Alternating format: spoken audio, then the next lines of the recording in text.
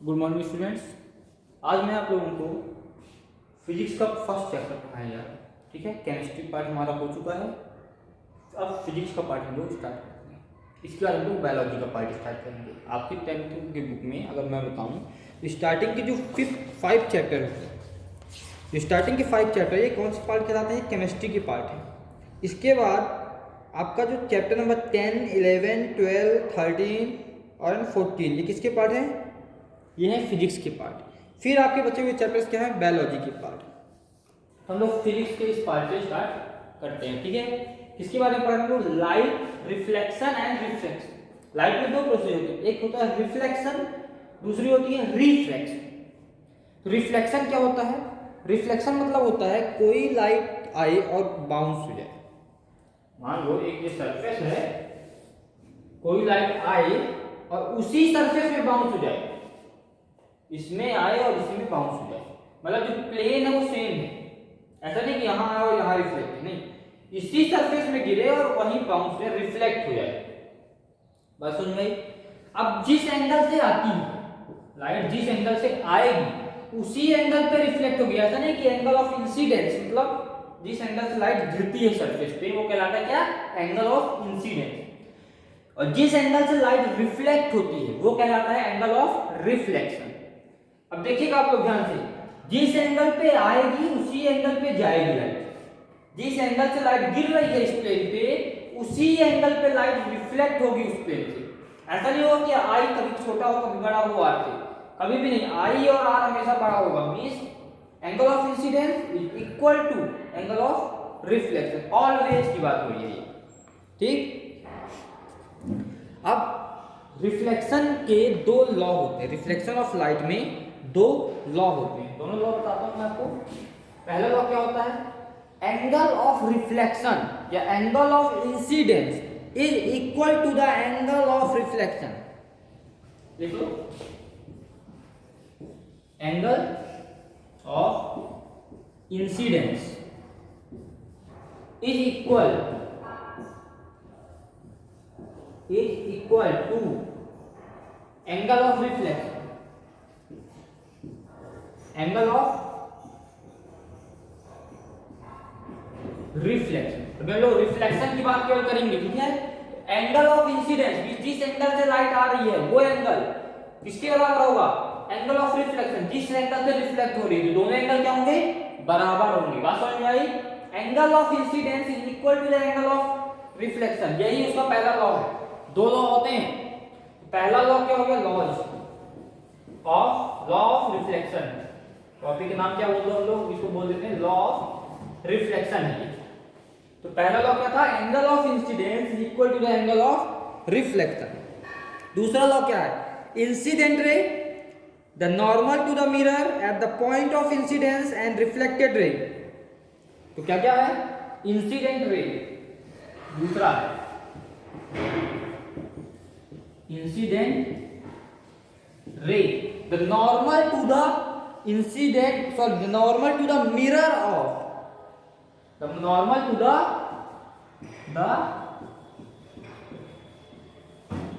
normal to the mirror, normal to the mirror at the point of incidence, normal to the mirror at the point of incidence, at the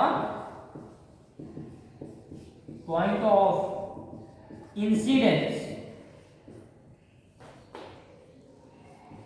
मतलब जिस point पे incidence हो रही है light, जिस point पे light गिर रही है वो पॉइंट, और इंसिडेंट रे और ये नॉर्मल कहलाता है। ये कौन सा कहलाता है? ये नॉर्मल, जो परपेंडिकुलर जाए, जहां पे पॉइंट गिर रहा है वो क्या हो? परपेंडिकुलर, ठीक है। ये क्या कहलाता है? नॉर्मल कहलाता है। तो ये नॉर्मल क्या होगा? नॉर्मल और incident ray and the reflected ray also, and the reflected rays, and the reflected rays, incident ray or the normal to the mirror at the point of incidence, जहां पे incident हो रहा है वहां पे जो नॉर्मल क्रिएट होगा वो, and the the reflected ray, और क्या reflected ray all lie in the same plane, all lie in the same plane. एक प्लेन है ये, रिफ्लेक्टेड रे भी यहीं गिर रही है, इंसिडेंट रे भी यहीं गिर रही है, और नॉर्मल भी यहीं गिर रही है। बात समझ आई? इंसिडेंट रे, रिफ्लेक्टेड रे और नॉर्मल, ये तीनों चीजें एक ही प्लेन में रहेंगी, ठीक है, प्लेन के बाहर नहीं जाएंगी। बात समझ में आ गई? ठीक है, ये था आपका क्या, लॉ ऑफ रिफ्लेक्शन। क्या था ये? Law of reflection. अब रिफ्लेक्शन के लॉ हम लोगों ने पढ़ लिए, अब हम लोग पढ़ेंगे स्फेरिकल मिरर्स के बारे में। किसके बारे में पढ़ेंगे? स्फेरिकल मिरर्स के बारे में, ठीक है।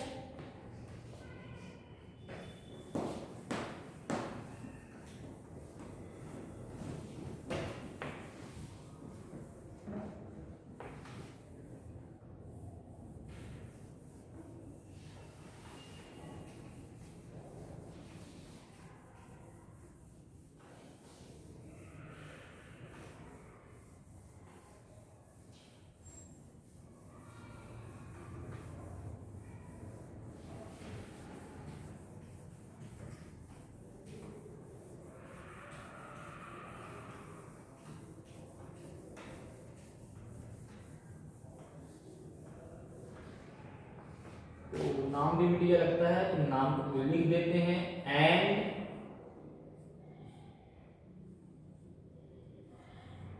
रिफ्लेक्शन, रिफ्रैक्शन, ठीक है। हम लोग इसके बारे में पढ़ने जा रहे हैं। दूसरा टॉपिक क्या है? Spherical mirror. इस चैप्टर का नेम है, इसको अलग कर दिया, स्फेरिकल मिरर। स्फेरिकल मिरर कैसा होता है? गोलाकार मिरर आप बोले, स्फेरिकल स्फीयर के जैसा, ये हो गया क्या? Spherical mirror. ऐसा है तो कोई चीज क्या हो गई? स्फेरिकल मिरर हो गई। 20 से डिवाइड कर, स्फेरिकल मिरर के दो पार्ट कर, तो दो पार्ट कर दो मतलब दो मिरर बन गए। एक बन जाएगा कॉन्वेक्स मिरर और दूसरा बन जाएगा कॉनकेव मिरर। स्फेरिकल मिरर मतलब एक जो स्फीयर शेप में मिरर है उसको हम लोग क्या बोलेंगे? स्फेरिकल मिरर बोलेंगे, ठीक है। अब स्फेरिकल मिरर के टू टाइप्स होंगे। स्फेरिकल मिरर्स के टू टाइप्स होंगे। कौन कौन से टाइप्स होंगे? पहला टाइप क्या होगा? पहला type concave mirror. Concave mirror. अब ये कॉनकेव मिरर पहला टाइप होगा। कैसा होता है कॉनकेव मिरर? ऐसा मिरर, ये होगा mirror, half part spherical mirror कैसा आएगा? स्फेरिकल मिरर को बीच से काट दिया जाए तो ऐसा कुछ बनेगा। ये क्या हो गया? एक पार्ट हो गया कॉनकेव मिरर। कैसा रहेगा ये? अगर कोई मिरर क्या हो? अंदर की तरफ बेंड हो, अगर कोई मिरर अंदर की तरफ बेंड हो, ठीक है, उसे हम लोग क्या कहेंगे? Concave mirror. अंदर की तरफ बेंड हो जाएगा, बाहर की तरफ उसको पेंट कर दो, बाहर की तरफ कैसा होगा? पेंटेड होगा। ये कैसा है? अंदर की तरफ बेंड है, अंदर की तरफ बेंड है मींस बेंड इनवर्ड्स, और बाहर की तरफ क्या है? पेंटेड है। ये जो एरो लाइन दी है मैंने, ये मतलब शो क्या कर रहा है? ये क्या शो करता है? पेंट लगा हुआ है, पेंटेड है। ऐसा कोई मिरर है जो अंदर की तरफ मुड़ा हुआ हो और बाहर की तरफ से पेंट किया गया हो, बाहर की तरफ से पेंटेड हो और अंदर की तरफ मुड़ा हुआ हो, उस मिरर को हम लोग क्या बोलते हैं? इस मिरर को हम लोग बोलेंगे कॉनकेव मिरर। क्या बोलेंगे? Concave mirror. बेंड्स इनवर्ड, ठीक है। कैसा बेंड होता है? अंदर की तरफ बेंड होता है। बात समझ में आई?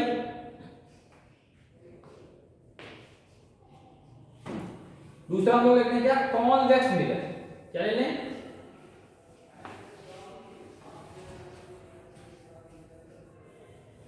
कॉन्वेक्स मिरर के बारे में बात करते हैं। इसके बारे में कॉन्वेक्स मिरर कैसे होते हैं? कॉन्वेक्स मिरर दूसरा टाइप है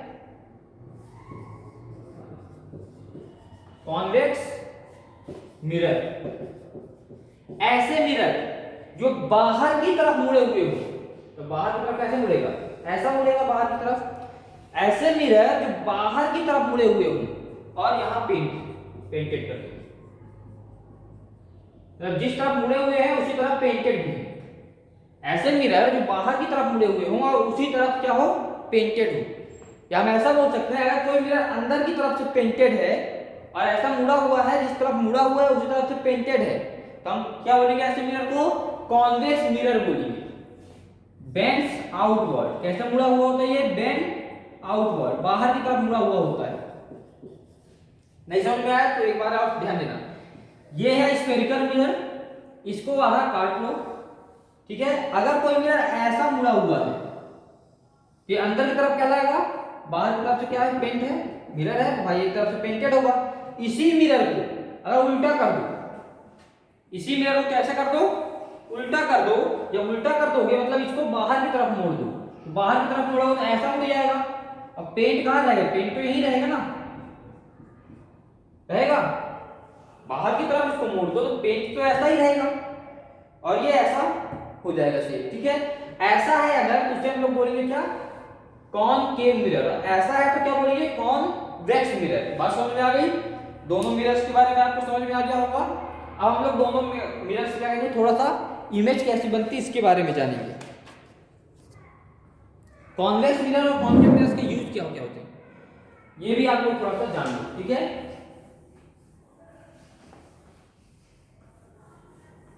कॉन्वेक्स मिरर और कॉनकेव मिरर्स के यूजेस क्या क्या है।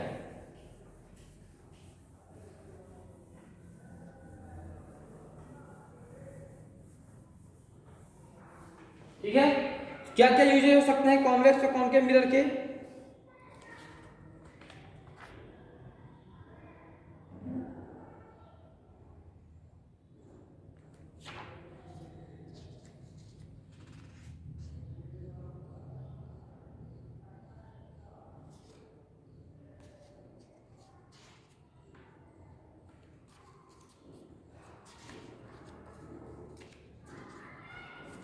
कॉनकेव मिरर का जो यूज होता है, सबसे पहला यूज हम लोग बात करें, जो लाइट्स होती है, आपने टॉर्च वगैरह देखी है, जो उसका ग्लास होता है कैसा होता है, सर्च लाइट जो होती है, टॉर्चेज, वो होता है किससे बना हुआ होता है, कॉनकेव मिरर से बना हुआ होता है। यूजेज ऑफ कॉनकेव मिरर,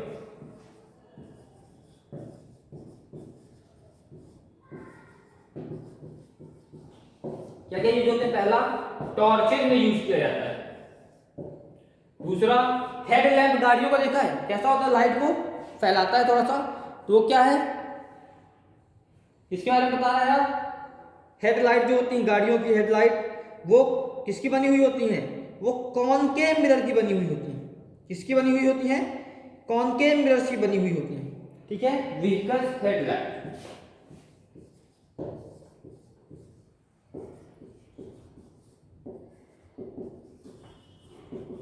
ठीक है। यूजेज ऑफ कॉन्वेक्स मिरर भी देख लेते हैं।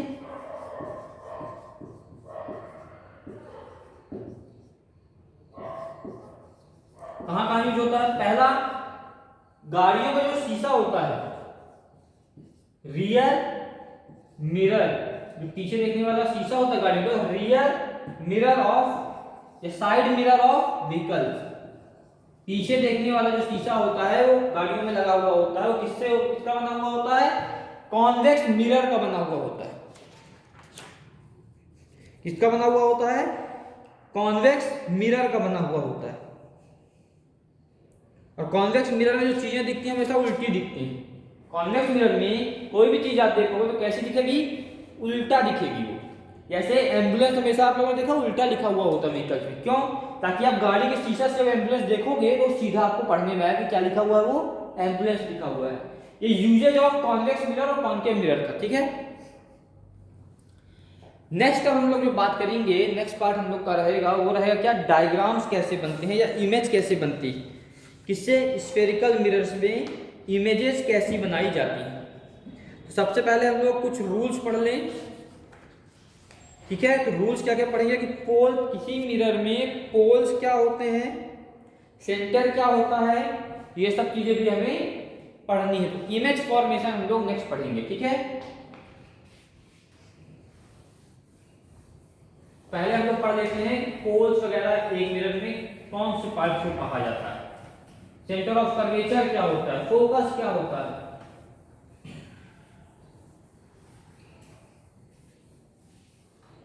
ये हम लोग एक मिरर बना लेते हैं, ठीक है, ये बना लिया एक मिरर, ठीक है, बन गया मिरर। अब मिरर में, किसी भी मिरर में अगर हम लोग बात करें तो एक क्या होता है, पोल कहलाता है। Spherical mirror is a point centre reflecting surface. तो एक मिरर हो गया,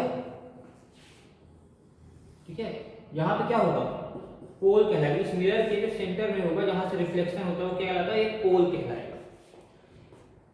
स्फेरिकल मिरर का सेंटर, स्फेरिकल मिरर का सेंटर इसका क्या कहलाएगा, सेंटर ऑफ कर्वेचर, सी से नाम देंगे।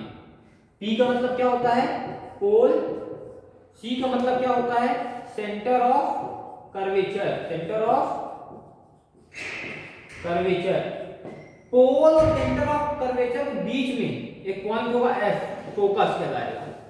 क्या कहलाएगा वो, फोकस कहलाएगा, ठीक है।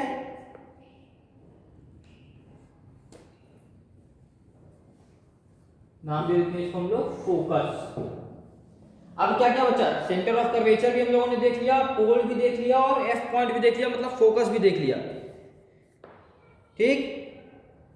अब हम लोग बात करते हैं किसकी, ये कॉनकेव मिरर था, ठीक है, बाहर की तरफ से पेंट किया हुआ।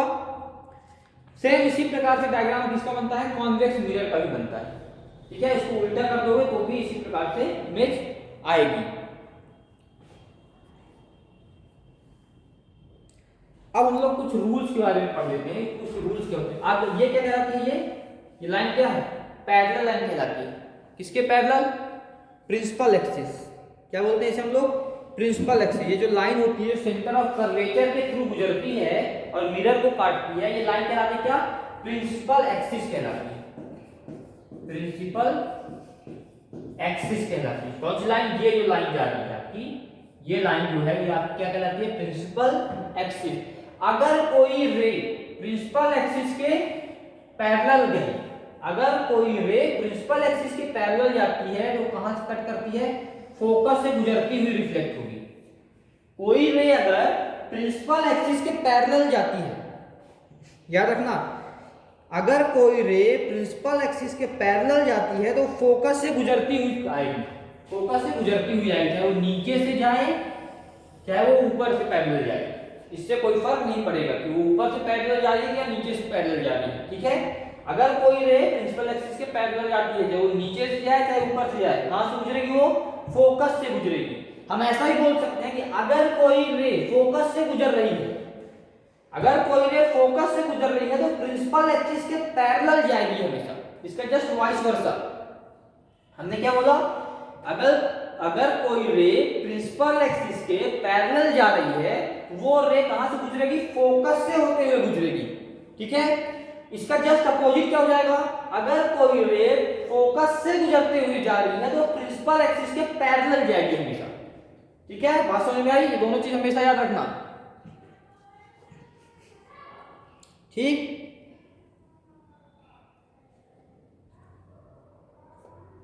ये कुछ रूल्स होते हैं जिसे आपको याद रखना है। इसके बाद हम लोग बात करेंगे किसके बारे में, डायग्राम्स, इमेज कैसी बनती है मिरर से, ये कुछ रूल्स थे। अब इसके बाद हम लोग बात करेंगे इमेजेस कैसी फॉर्म होती हैं, ठीक है। ओके स्टूडेंट्स, नेक्स्ट पार्ट में हम लोग इमेजेस के बारे में पढ़ेंगे। इस पार्ट में केवल इंट्रो ही पढ़िए आप लोग, ओके, थैंक यू।